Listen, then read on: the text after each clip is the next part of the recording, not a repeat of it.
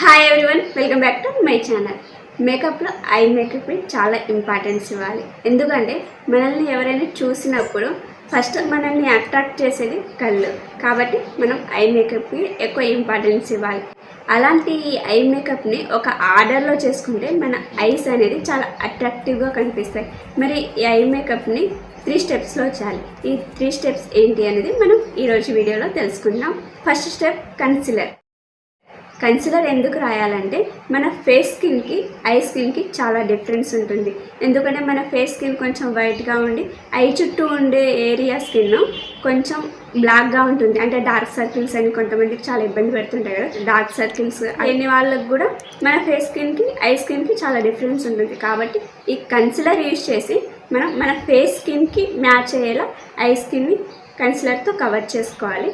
అందుకని కన్సిలర్ ఒక ఆర్డర్లో ఐ చుట్టూ ఉండే ఏరియాని కంప్లీట్గా రాసుకోండి ఐ చుట్టూ. Next step eye shadow. Eye షాడోని ఈ కను రెప్పల మీద రాసుకోండి. కను రెప్పల మీద స్మడ్జ్ కాకుండా కరెక్ట్గా రాసుకోండి. తర్వాత ఐలైనర్.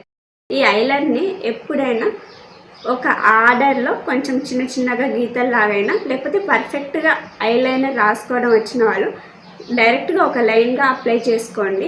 ఇలా లైన్గా అప్లై చేసుకోవడం వల్ల ఈ ఐలైనర్తోనే మన ఐస్ అనేది ఇంకా అట్రాక్టివ్గా కనిపిస్తుంది. కాబట్టి ఐలైనర్ని స్మడ్జ్ కాకుండా కరెక్ట్గా రాసుకోండి. Last step mascara.